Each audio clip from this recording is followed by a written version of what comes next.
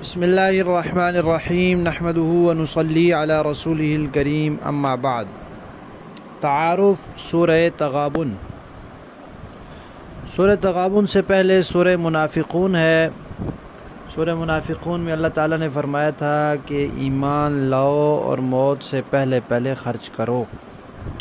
اب اس صورت میں اس بات کا تذکرہ آیا ہے کہ اگر تم ایمان نہیں لاؤ گے تو پھر تمہارے لیے بھی اللہ تعالیٰ کا قانون وہی ہے جو پچھلی قوموں کے لیے تھا، تو جو حشر ان کا ہوا تھا تمہارا بھی وہی ہوگا۔ اور پچھلی صورت میں ایمان کا تذکرہ تھا، تو ایمان کے لیے 3 بنیادی چیزیں ہیں جن کو اصل الاصول کہا جاتا ہے۔ توحید، رسالت اور قیامت اس صورت میں ان کا بیان ہے۔ اسی طرح پچھلی صورت میں یہ بتایا تھا کہ دھیان رکھنا کہ تمہارے مال اور تمہاری اولادیں تمہیں اللہ کی یاد سے غافل نہ کر دیں۔ اب اس صورت میں یہ بتایا جا رہا ہے کہ یہ تمہارے مال، تمہاری بیویاں، تمہاری اولادیں یہ تمہارے لیے آزمائش ہیں اور تمہارے دشمن ہیں، لہذا تم چکنے رہنا۔ اگر یہ تمہیں اللہ کی یاد سے اور دین سے غافل کر دیں تو پھر یہ تمہارے دشمن ہیں، پھر ان کو دوست مت سمجھنا۔ اسی طرح پچھلی صورت میں 2 طرح کے منافقین کا بیان آیا تھا، ایک وہ جو عقیدے کے منافق ہوتے ہیں، ایک وہ جو عمل کے منافق ہوتے ہیں۔ اس صورت میں بھی نفاق کی دونوں قسموں کا تذکرہ ہے۔ صورت کا نام تغابن ہے۔ یہ اسی صورت کی آیت نمبر 9 میں موجود ہے۔ قرآن پاک کی تلاوت کی ترتیب میں اس کا شمار 64 ہے اور نزول کی ترتیب میں اس کا شمار 108 ہے۔ 2 رکوع، 18 آیات، 247 کلمات اور 1132 حروف ہیں۔ یہ صورت مدنی صورت ہے اور قرآن پاک کی آخری 10 صورتوں میں سے ہے، لیکن اس کے اندر چونکہ توحید، رسالت، قیامت کے مضامین ہیں اور یہ مضامین زیادہ تر مکی صورتوں میں ہوتے ہیں، تو کچھ حضرات کا خیال یہ ہے کہ اس صورت کی کچھ آیات مکی ہیں اور کچھ آیات مدنی ہیں، لیکن زیادہ تر حضرات نے اس کو پوری صورت کو مدنی صورت قرار دیا ہے۔ تغابن کے لفظ کا معنی ہے ایک دوسرے کو دھوکہ دینا، نقصان پہنچانا یا حسرت میں مبتلا کرنا۔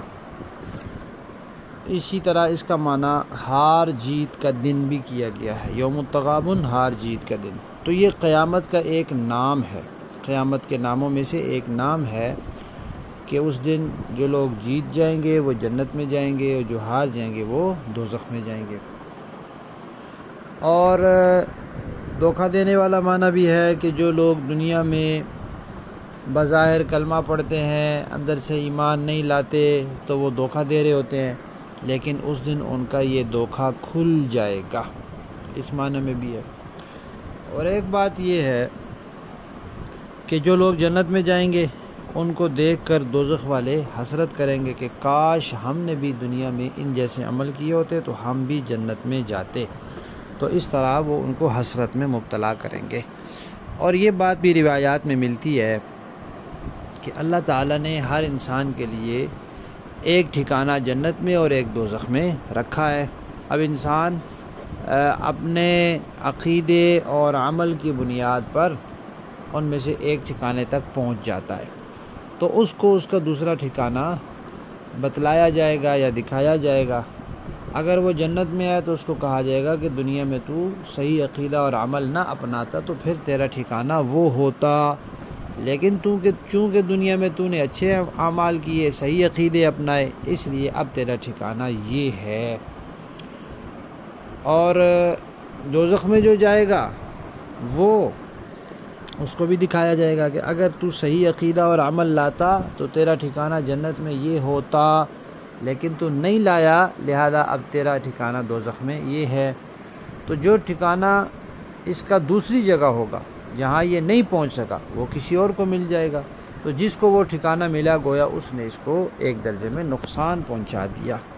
تو اس طرح یہ نقصان پہنچانے کا معنی بھی اس میں پایا جائے گا۔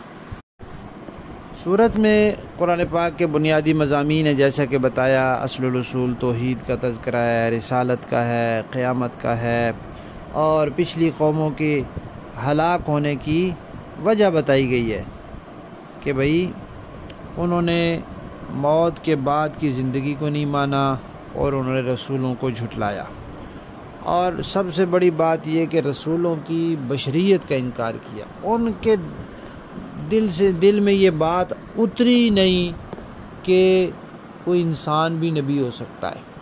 تو یہ مشرکانہ ذہنیت ہے کہ کسی کو انسان مان لینا اور پھر اس کے نبی ہونے کا انکار کر دینا، یا کسی کو نبی مان لینا اور پھر اس کے انسان اور بشر ہونے کا انکار کر دینا۔ نبی ہوتا ہی وہ ہے جو انسان ہو اور معصوم ہو۔ تو جو انسان معصوم نہ ہو یا انسان نہ ہو، اس کو اللہ نے کبھی نبی نہیں بنایا۔ انسانوں کی رہنمائی کے لیے اللہ تعالیٰ نے انسانوں اور بشروں کو ہی نبی بنایا ہے، تو اس کا تذکرہ کیا، اور آخر میں یہ بتایا ہے کہ انسان کے بیوی بچے اگر اللہ پر ایمان، دین پر عمل، آخرت کی تیاری، ان چیزوں میں رکاوٹ بن رہے ہوں تو پھر انہیں اپنا دشمن سمجھنا چاہیے، ان کو اپنا خیر خواہ اور دوست نہیں سمجھنا چاہیے۔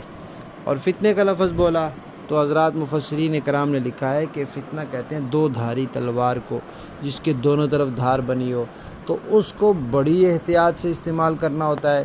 صحیح استعمال کریں گے تو دشمن کا سر کاٹے گی، نہیں تو اپنا ہی کاٹ دے گی، اپنے آپ کو نقصان پہنچا دے گی۔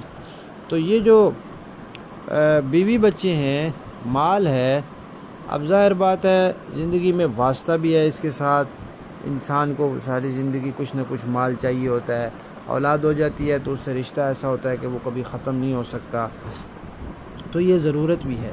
تو اس طرح اعتدال کے ساتھ رہنا ہے کہ نہ تو ان کے حقوق مارے جائیں اور نہ ان کی وجہ سے اللہ اور دوسرے بندوں کے حقوق مارے جائیں۔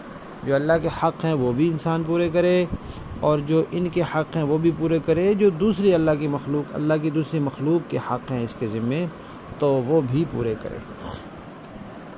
ایک بات اس صورت میں یہ بتائی ہے کہ اللہ تعالیٰ کی طرف سے عذاب آتا ہے نافرمانوں پر، لیکن جو نیک لوگ ہیں کبھی کبھی ان پر بھی مصیبت آ جاتی ہے، تکلیف پریشانی آ جاتی ہے، تو وہ عذاب نہیں ہوتا۔ پتہ کیسے چلتا ہے کہ جب آدمی پر کوئی تکلیف آئے اور اللہ تعالیٰ اس کے دل کو صبر، رضا کی بات بٹھا دیں اور وہ مطمئن رہے اور اللہ کی رضا پر راضی رہے اور کوئی بھی بے صبری نہ کرے اور غیر شرعی کام نہ کرے، تو بس وہ سمجھ لے کہ یہ میرے لیے آزمائش ہے، عذاب نہیں ہے، کیونکہ اس کا رجحان اللہ کی طرف ہو گیا۔ اور اگر اس کے بعد وہ اور ہائے وائے کرنے لگ جاتا ہے، ناشکری کرنے لگ جاتا ہے، یا اس کی توجہ اللہ تعالیٰ کی طرف نہیں ہوتی، تو پھر وہ اس کے لیے عذاب ہے۔ اور اس صورت میں خرچ کرنے کی بھی ترغیب دی ہے کہ انسان مال کو کمائے، صحیح طریقے سے خرچ کرے اچھی جگہ پر، تو پھر اس کے لیے اللہ کے ہاں بہت بڑا اجر ہے۔ اللہ تعالیٰ، اللہ کے رسول کی بات ماننے کا بھی اس میں تذکرہ ہے، اللہ پر بھروسہ کرنے کا بھی تذکرہ ہے، اور تقوی اور توکل اختیار کرنے کا بھی اس میں حکم دیا گیا ہے۔